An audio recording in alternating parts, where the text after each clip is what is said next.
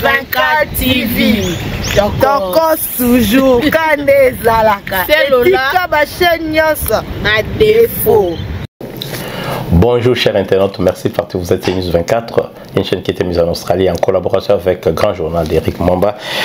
Nous revoici encore dans notre tranche d'analyse avec l'expert Eric Momba qui n'est plus à présenter, le patron du Grand Journal. Bonjour Eric Momba. Bonjour cher Denis, bonjour à tous ceux qui vont regarder notre émission.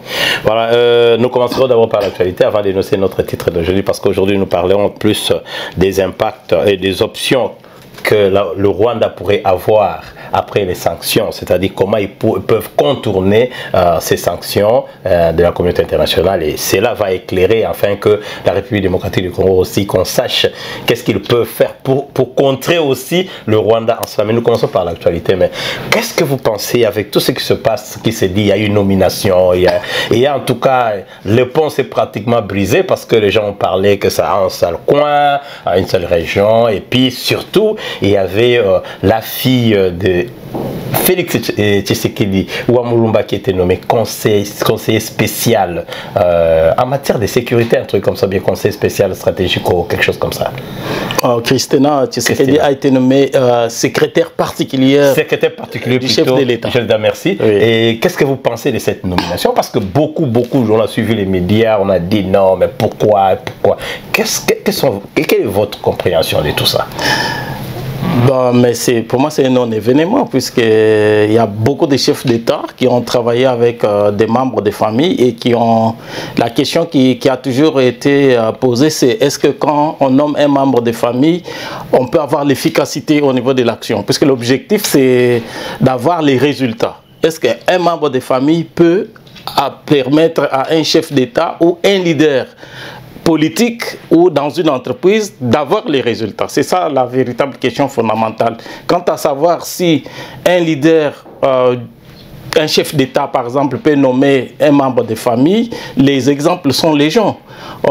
Si on traverse de l'autre côté de la rive au Congo-Brazzaville, la célèbre Claudia Sassou qui occupe des fonctions stratégiques au sein du cabinet présidentiel. On a le cas de Lekari Mourad, on a le cas même Nicolas Sarkozy a travaillé même avec sa femme, on a le cas de plusieurs cas, que ce soit sur le continent africain.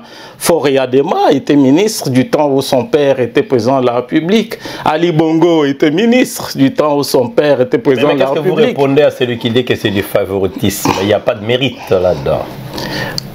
Un enfant peut travailler auprès de son père comme coach, que ce soit dans le sport, dans l'entreprise ou en politique. Vous pouvez être un boulanger et puis vous initiez votre enfant. On ne va pas vous reprocher d'initier votre enfant. Le problème ici, c'est que est-ce que le fils ou la fille ou le frère ou la sœur d'un chef d'État est-il ou est-elle un citoyen ou une citoyenne comme tout le monde? Donc ils ont le droit en tant que citoyens congolais, comme le cas d'autres pays. On a vu le Christophe Mitterrand, le Claude Chirac, etc. On a vu Ivanka Trump aux États-Unis. Les cas en tout cas sont les gens. Ce sont des citoyens au même titre que d'autres citoyens. Ils ont le droit de postuler ou d'être nommés à n'importe quel poste. L'essentiel, le plus important, c'est l'efficacité. Le plus important, c'est les résultats. Et encore, cher Denis, ici, il s'agit du cabinet du président de la République. En dehors de l'efficacité, il y a la confiance. N'oubliez pas que dans le cas de la RDC, on parle d'un pays infiltré, donc un pays où les institutions sont infiltrées. On parle des décisions qui sont prises au niveau de la présidence de la République ou d'autres niveaux de la gouvernance qui sont tout de suite vendues. Donc la mèche est vendue. Donc un président de la République peut nommer quelqu'un sur base des critères aussi bien des compétences, des qualifications, mais aussi des confiances. Et je pense que qui mieux que la fille du président de la République peut assumer le rôle de secrétaire particulier, secret, donc vois et tais-toi. Donc, une fille du chef d'État, par souci de protection de son père, peut bien jouer efficacement. Voilà, d'ailleurs, je pense que leur crime, c'est tout simplement d'être fille d'eux ou fils d'eux. Et pour l'efficacité, c'est très important de souligner que c'est plus l'efficacité, le sérieux et les compétences. Si elle en a la compétence, moi je pense que c'est pas un problème. Mais il y a, moi j'appelle ça un arc. Ce qui se passe aujourd'hui, on nous dit il y a 5 millions pour Nanga, on doit l'arrêter. On a mis 5 millions, c'est qu'a dit le ministre Constant Mutamba. Et il y a aussi un 4 millions là pour un journaliste que vous connaissez d'ailleurs très bien, Pero Louara. C'est pas de l'anarque ça. C'est des cas aussi qui se font, c'est pas des inventions en République démocratique du Congo. C'est vrai, il y a 5 millions, il y a 4 millions, j'ai vu ça, 10 millions de dollars. J'ai vu pour M. Nanga, j'ai vu ça sur les comptes Twitter certifiés du ministre de la Justice. Je crois que c'est vrai, mais c'est des choses qui se font. Un des cas emblématiques, c'est celui de Ben Laden ou même Saddam Hussein. Que ce soit dans le cas de Saddam Hussein ou de Ben Laden, le gouvernement américain avait mis des sommes importantes d'argent, de récompenses à des personnes qui donneraient des informations sur ces terroristes fugitifs. Je pense que dans le cas de Corneille Nangaa, cela peut aussi... J'ai vu des gens qui ont dit que c'est du théâtre. Mais moi, je ne pense pas que c'est du théâtre. Cela peut être interprété de deux façons. La première façon, c'est...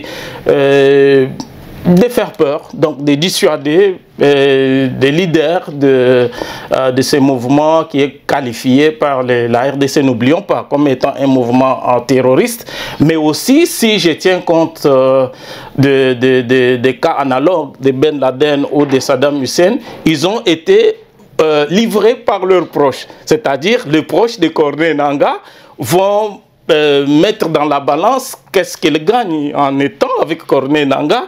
Est-ce qu'ils sont bien traités, par exemple, en termes de rémunération, puisque ici, il s'agit d'une cagnotte de 5 millions de dollars. Est-ce que quelqu'un, un garde du corps de Corneille Nangaa ou sa garde rapprochée peut les capturer, puisqu'ils se disent s'ils gagnent 5 millions de dollars, mais aussi ils peuvent avoir la reconnaissance de la République. Donc, je pense que ça peut être considéré comme une bonne stratégie. Mais qu'est-ce que vous répondez à ceux-là qui disent que si vous avez la capacité de donner 5 millions ou 4 millions et que vous ne savez pas aider l'armée, certains projets, et d'ailleurs vous-même vous l'avez mentionné ici pour le développement, est-ce que vous pensez qu'ils ont raison de le dire? Bon, l'essentiel c'est les résultats. Encore une fois, l'essentiel c'est les résultats. Si ces moyens peuvent... parce que si vous rappelez-vous, cher Denis, chaque fois que les groupes terroristes, par exemple pour des cas emblématiques d'Al-Qaïda ou de El-Shabaab ou d'autres, chaque fois qu'ils sont amputés de leurs leaders, les groupes sont déstabilisés. Donc je pense que le plus important ici c'est les résultats. Si on peut capturer Corneille Nangaa, je pense que ça va faire peur à d'autres personnes de prendre la relève. Donc, et on va obtenir le même résultat que si c'était passé par l'armée. Alors pour finir avec l'actualité, mais qu'en est-il avec le grand journal? Parce qu'il faut rappeler aussi à nos auditeurs ici que le grand journal continue à être publié sur papier, sur Internet. Quels sont les titres emblématiques? Le titre emblématique aujourd'hui, nous travaillons sur plusieurs titres, notamment à quel pourraient être les critères pour le prochain gouvernement. Nous ne sommes pas, au niveau de la rédaction, nous ne sommes pas partants pour le gouvernement d'union nationale. Nous voulons que le président de la République ait le courage, puisqu'il a remporté la victoire diplomatique seul, puisqu'on a vu que pendant la progression effrénée de M23 avec l'armée rwandaise, les ténors de l'Union sacrée étaient entrés dans une sorte d'hibernation. Donc pour nous, nous pensons qu'avec cette victoire diplomatique qui a freiné l'élan de M23 sur le terrain, il faut que le président de la République nomme un gouvernement de la situation, une équipe réduite qui va tenir compte des personnes dont la posture et la capacité peuvent mobiliser la population et venir à bout de cette agression. Ça, c'est un des titres sur lesquels nous travaillons, mais nous travaillons aussi sur la prochaine armée. À quoi peut ressembler la prochaine armée? Voilà, ce sont parmi les grands titres sur lesquels nous travaillons actuellement. Le grand titre, et comment on peut procurer Grand Journal avant que nous puissions passer l'étape, comment on peut avoir Grand Journal sur Internet, le lien et tout ça. Les gens peuvent nous consulter sur www.grandjournal. On a le site a changé, c'est devenu grandjournalintelligent.com. grandjournalintelligent.com, vous allez suivre Eric Momba. Pour ceux-là qui ont écrit, ceux-là qui ont apprécié Eric Momba, vous savez, c'est les chevronnés de la presse. Ça, lui, comme je dis, c'est pas à présenter. Allez sur Grand Journal Intelligent.com et vous aurez Grand Journal. Et maintenant, nous allons vers le titre de notre... Mais Eric Momba, rappelez un peu à nos internautes quelles sont les sanctions qui ont été imposées et évidemment, nous allons parler aussi quelles sont les conséquences de ces sanctions sur le Rwanda. Tout ce que tout le monde connaît et nous savons nous tous que les sanctions ont été imposées par l'Allemagne, le Canada, Royaume-Uni et l'Union européenne. Et rappelez au moins à nos internautes quelles sont ces sanctions et quelles sont les implications afin que nous ayons à notre sujet d'aujourd'hui. Le Rwanda connaît une débâcle diplomatique certaine et parmi les sanctions, pour moi, la chose la plus importante, c'est la résolution 2773. Notre fameuse résolution. Oui, il faudrait que les Congolais se l'approprient. Il faudrait que le Congolais l'intègre parmi les outils, parmi les armes, hein, je dirais, qu'ils ont à leur disposition pour s'engager dans la recherche de la pacification de notre pays, puisque la résolution a la valeur juridique. C'est comme nous l'avons toujours dit dans cette émission, cher Denis, la résolution du Conseil de sécurité des Nations Unies a le caractère du jugement. Mais les jugements, que ce soit dans le cadre des tribunaux normaux, comme dans le cadre du Conseil de sécurité ou de l'Assemblée générale des Nations Unies ou de la Cour pénale internationale ou de la Cour internationale de justice, les jugements ne s'exécutent pas d'eux-mêmes, de manière automatique. Il faudrait que les bénéficiaires, en l'occurrence le peuple et le gouvernement congolais, puissent faire pression pour obtenir l'application et l'exécution de la résolution qui a un caractère contraignant. En dehors de ça, il y aura des sanctions de manière bilatérale, c'est-à-dire que l'Union européenne a suspendu au niveau du moins du Parlement européen. Ils ont aussi voté une résolution du Parlement de l'Union européenne qui attend d'être exécutée par la Commission qui a le statut du gouvernement. Là, c'est la suspension du Memorandum of Understanding sur les minerais stratégiques entre le Rwanda et l'Union européenne. Mais il y a aussi d'autres pays comme l'Allemagne, le Canada, la Belgique, etc. Et les sanctions continuent. Les sanctions continuent. Alors, quelles sont les implications de ces sanctions pour la région et la communauté, là où nous sommes dans les Grands Lacs? Bon, d'abord, le plus important, c'est... aussi y compris. Oui, le plus important, c'est la victime principale, c'est le Rwanda. C'est le Rwanda, donc ces sanctions ont un impact négatif sur le Rwanda, puisque l'économie du Rwanda, du moins son budget, est composé du moins à 50% de l'aide internationale qui viennent de ces pays et de ces organisations, et de 50% de ces activités de la contrebande sur les minéraux et les d'autres sources de la République démocratique du Congo. Alors ces sanctions impliquent que le Rwanda doit mettre fin à ces activités guerrières, belligérantes, à l'est de la République démocratique du Congo, ce qui va lui couper des prébendes, des mannes financières qui viennent de l'activité minière, de la contrebande à l'est de la RDC, mais aussi de l'autre côté, les aides sont suspendues. Donc le Rwanda risque d'avoir beaucoup de difficultés sur le plan économique. Voilà, c'est le Rwanda gros sur le plan économique, mais parce qu'il risque gros pour son économie, vous ne pensez pas, la question est la suivante, quelles sont les options pour le Rwanda afin de contourner plutôt ces sanctions? Parce qu'ils peuvent avoir des moyens pour contourner les sanctions. Ça, c'est une question cardinale, cher Denis, puisque les États sont en recherche perpétuelle. Nous avons parlé de la guerre économique. lors de notre dernière émission. Et le Rwanda, c'est un pays qui maîtrise les arcanes de la guerre économique. Avec tout ce que nous venons d'évoquer, montre que le Rwanda, non seulement a organisé pendant plusieurs années la contrebande à l'est de la RDC pour tirer le maximum de profits des minéraux de la RDC, mais aussi le Rwanda a séduit la communauté internationale, du moins les grandes puissances. Alors, ça veut dire qu'aujourd'hui, le Rwanda ne va pas baisser les bras. Donc, les think tanks du Rwanda sont déjà en train de réfléchir, puisque c'est clair que le Rwanda ne pourra pas éviter ces sanctions. La seule possibilité que le Rwanda a, c'est de trouver des voies alternatives, et les voies alternatives, il y en a. Aujourd'hui, le Rwanda pourra abandonner la contrebande, puisque il n'a plus la possibilité de continuer la contrebande, mais le Rwanda peut s'engager dans ce qu'on appelle l'intelligence économique. L'intelligence économique, c'est-à-dire le Rwanda va chercher de nouveaux partenaires. Il y a des pays qui s'en foutent du respect des droits de l'homme. Par exemple, certains dragons et tigres asiatiques s'en foutent du respect des droits de l'homme. Donc le Rwanda peut regarder de ces côtés-là pour trouver de nouveaux partenaires, ou soit renforcer des partenariats de ces côtés-là, mais aussi le Rwanda peut installer des usines. Et ici, cher Denis, il faut revenir sur le cas de la fameuse usine des raffineries d'or installée sur le territoire rwandais, qui a toujours suscité des polémiques du côté de la RDC, puisque beaucoup d'analystes qui pensent que le Rwanda n'a pas le droit d'installer l'usine de traitement d'or sur son territoire, puisqu'il n'a pas ces minéraux dans son gisement, ils ont tort. Ils ont tort, puisque un pays peut installer des usines même s'il n'a pas ces matières. On peut donner quelques exemples.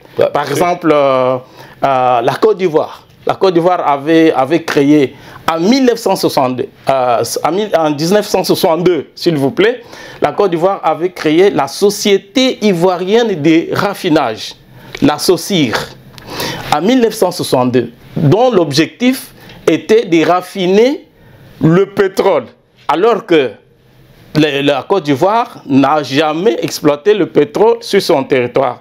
Pourquoi la Côte d'Ivoire avait installé cette unité, cette usine? C'est tout simplement puisque la Côte d'Ivoire, dans la perspective de l'intelligence économique, avait compris qu'il y avait des pays sur le territoire africain qui étaient des producteurs importants du pétrole. C'est le cas de l'Angola, le Nigeria, le Gabon, le Cameroun, le Congo-Brazzaville, mais qui n'avaient pas compris l'importance de se doter de cet outil, qui raffinait loin de là, et tous ces pays raffinaient en Côte d'Ivoire. Ce qui faisait que cette usine, donc cette société, la SOCIR, était un des outils principaux, pour ne pas dire le plus important, du développement. C'était les carrefours, c'était l'épicentre du développement de la Côte d'Ivoire. C'est-à-dire puisque la Côte d'Ivoire attirait énormément de devises, puisque tous ces pays venaient raffiner sur son territoire. Donc, il y a un autre exemple qu'on peut donner aussi dans la même dynamique, c'est l'exemple de Singapour. Donc, le Singapour installe des usines sur son territoire pour transformer des matières, ou même les Singapour achètent des licences, c'est-à-dire l'économie singapourienne est basée sur l'achat des licences. C'est ce qu'on appelle en anglais les franchises, donc les franchises en français. C'est-à-dire, vous avez par exemple le téléphone Nokia qui est finlandais, par exemple, qui est fabriqué en Finlande, mais vous allez trouver le Singapour achète par exemple la licence de ce téléphone pour le fabriquer sur son territoire. Et quand vous allez dans des boutiques, dans des magasins au Singapour, à Singapour, les customer service, hein, donc les techniciens, ils vous montrent que celui-ci, donc vous avez les différents produits, les différents téléphones, par exemple, les téléphones qui sont fabriqués d'origine dans le pays d'origine, en Finlande, et ceux qui sont fabriqués sur place avec des matières qui coûtent moins cher, et le coût de production qui est moindre, puisque il n'y a pas de frais de transport, Par exemple, il y a certaines matières premières locales peut-être moins cher qui coûtent moins cher localement. Alors, on vous montre, les techniciens vous montrent les deux produits, mais qui jouent les mêmes fonctionnalités, qui ont la même efficacité, mais l'un coûte plus cher, celui d'origine, à cause d'autres charges, notamment des transports, la publicité, etc. Et l'autre coûte moins cher. Et la plupart des personnes préfèrent acheter des produits localement fabriqués, non seulement puisqu'ils sont moins chers, mais aussi puisqu'ils doivent soutenir l'économie locale. Donc le Rwanda peut s'engager dans la même dynamique en multipliant des usines, des traitements, des ressources naturelles, notamment des minerais stratégiques qui sont abondants en RDC. Mais puisque la RDC n'a pas ces usines-là, le Rwanda peut installer ces usines. Et les entreprises, puisque les entreprises qui sont au Congo ne sont pas forcément des entreprises congolaises, ce sont des entreprises multinationales. Et il faut que les gens sachent que le monde économique, le monde des affaires fonctionne de la même manière que le monde politique et diplomatique. Il est caractérisé par la recherche des profits, la recherche d'intérêts. C'est un monde de caïmans, un monde de rapaces. Alors, une entreprise multinationale qui d'extraction des matières premières, par exemple, que ce soit le pétrole, les minéraux, ou le bois sur les sols congolais, peut bien vouloir faire traiter ces produits au Rwanda voisin plutôt que d'aller en Autriche, à Dubaï ou en Chine. Donc le Rwanda peut toujours devenir contournable. Oui, mais maintenant, sur ce cas, qu'est-ce que la République démocratique du Congo pourrait faire afin de contourner aussi cette même situation? Parce que si ça part en faveur de Rwanda, on restera toujours dans la même situation, c'est-à-dire on va continuer à avoir des investisseurs qui partiront plus au Rwanda et le cercle sera vicieux. Qu'est-ce que le gouvernement congolais ou les Congolais peuvent faire par rapport à cette économie qu'on a appelée l'intelligence économique? La première chose que la RDC doit savoir, c'est de cesser de rêver qu'on va résoudre tous les problèmes sur le plan diplomatique. Puisque, comme encore une fois, les États n'étant motivés que par la recherche d'intérêts, les États qui sanctionnent le Rwanda aujourd'hui pourraient reconsidérer leur décision ou leur attitude à l'égard du Rwanda si le Rwanda se montre beaucoup plus organisé que la RDC. Puisque le Rwanda pourra, suite à cette pluie de sanctions, retirer ses troupes pour se montrer légaliste, pour se montrer respectueux des droits de l'homme. Le Rwanda pourrait contribuer même à la pacification de l'Est de la RDC pour séduire davantage la communauté internationale et rentrer dans les bonnes grâces. Et on va retourner à l'épiternelle, sempiternelle question du désordre et du manque d'organisation. Donc le problème non seulement des manques d'infrastructures, les problèmes du climat des affaires très lourd en RDC et le problème des manques de réformes. Donc le Rwanda pourra continuer à jouer le rôle de leader dans la sous-région. Ce que la RDC doit faire, c'est de se mettre tout de suite au travail sur le plan organisationnel. Donc il faut que la RDC se réorganise, puisque, cher Denis, j'insiste sur le fait que le projet de balkanisation de la RDC a comme soubassement, ou si on peut considérer ça comme un prétexte, le Congo, le pays est trop vaste pour être dirigé par le gouvernement de Kinshasa. Cher Denis, il ne faut pas oublier qu'il y a certains territoires de la RDC où on consomme la monnaie ougandaise. Par exemple, il y a certains territoires, oui, certains territoires de l'Uturi où le franc congolais n'a pas cours légal là-bas, mais on ne consomme que les shillings ougandais, par exemple. Donc c'est un exemple que l'État congolais n'a pas été capable de déployer son autorité sur l'ensemble du territoire national, ce qui donne l'eau au moulin, ce qui donne du grain au moulin des chantres de la balkanisation, de ceux qui pensent qu'il faut balkaniser. Puisqu'aujourd'hui, nous avons plusieurs millions de personnes sans abri. ça montre aussi que l'État n'a pas la capacité, même si on est en guerre, même si on est attaqué, mais l'État devrait avoir la capacité de reloger les personnes qui sont contraintes de fuir chez elles. Donc il y a autant de questions, autant d'éléments qui confortent la conviction de ceux qui veulent balkaniser et qui pourraient reconsidérer leur attitude à l'égard du Rwanda si la RDC ne se réorganise pas. Donc il faut les réformes, il faut la construction des infrastructures. Par exemple, il faut construire des infrastructures abondantes. Nous avons un territoire national qui est couvert par plus de 60% par des eaux.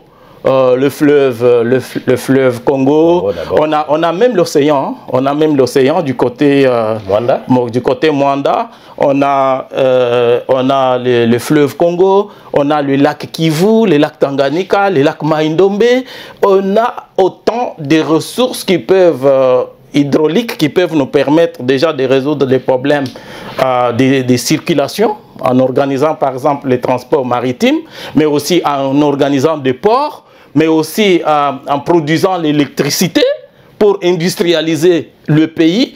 Il faut cesser de toujours considérer que les investisseurs doivent être étrangers.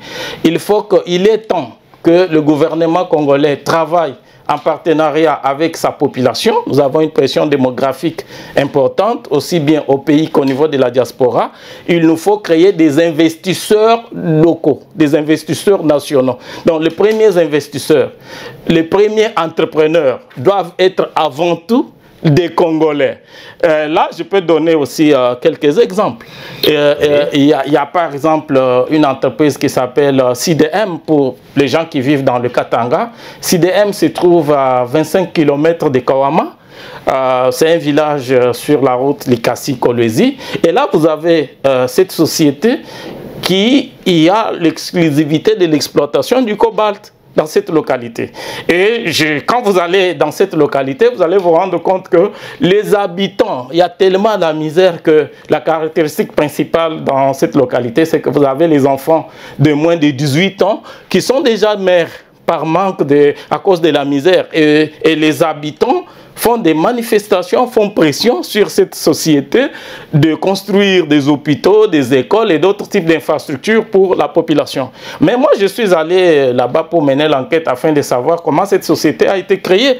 Et là, cher Denis, j'ai constaté que cette société a été créée par 1 million de Chinois. 1 million de Chinois qui ont mis un petit capital ensemble, ça fait un gros capital. Imaginez-vous la mine de Rubaya, par exemple, à l'est de la RDC, qui est aujourd'hui entre les mains de M23. C'est une petite localité. Imaginez-vous si nous travaillons en coordination entre la population et la RDC, 1 million de Congolais qui mettent ensemble 100 $, ça fait 1 milliard de dollars. La fameuse usine du Rwanda a été financée à coût de 5 millions de $. Or, avec 1 million de dollars, 1 milliard de dollars, on peut créer énormément. La mine de Rubaya peut nous appartenir. Non seulement on peut créer, moderniser l'outil de production, mais l'environnement aussi. L'environnement aussi, créer des usines, financer des micro-barrages, par exemple, produire l'électricité, créer l'habitat pour la population, créer les écoles, etc. Ce sont des choses qu'on peut faire. Mais il y a un problème d'absence de coordination au niveau du leadership. Tu as vu, par exemple, dernièrement, il y a eu la colère des Congolais, par exemple, partout dans la diaspora, mais chacun organise des manifestations de manière sporadique et isolée dans son coin. Il n'y a pas une organisation. Moi, j'appelle par exemple la ministre des Affaires étrangères, Madame Kaikwamba Wagner, par exemple, que nous puissions travailler ensemble, organiser une coordination au niveau de la diaspora congolaise qui est aujourd'hui évaluée à plus de 20 millions de personnes. Non seulement on peut il faut lever les fonds auprès de la communauté, puisque, cher Denis, nous faisons cette émission en Australie, et vous savez qu'en Australie, les enfants commencent l'expérience professionnelle à l'âge de 15 ans. 15 ans, oui. Un enfant de 15 ans en3 qui est encore à l'école secondaire n'a pas moins de 2 3 000, 4 000, 5 000 $ sur son compte bancaire. Si vous lui proposez un bon projet pour investir avec les risques raisonnables, ils vont investir et c'est de cette façon-là que la RDC... Merci amis internautes, merci partout. Vous êtes News 24, la chaîne qui a été mise en Australie. À la collaboration toujours avec Grand Journal d'Éric Mwamba, nous tendons à la fin de notre émission. Le temps qui nous a imparti, la jalousie de notre réalisateur nous oblige à nous arrêter. Éric Mwamba, quelle est la conclusion de cette émission aujourd'hui par rapport bien sûr à l'intelligence économique, que tout le monde ne parle pas de cela, mais ça vient de vous. Vous pouvez nous donner la conclusion de cette émission? Je pense qu'il faut sortir du piège de la démocratie, puisque tous ces pays dont nous parlons, que ce soit le Rwanda ou les dragons et les tigres de l'Asie, ne sont pas des pays qui dont les systèmes politiques reposent sur la démocratie. Puisque, cher Denis, pour faire des investissements de manière durable, il faut la stabilité des institutions. Lorsqu'on organise, et en sociologie politique, on dit un pays qui se développe a tendance à se démocratiser. Un pays ne se démocratise pas avant de se développer. C'est l'inverse. Il faudrait plutôt...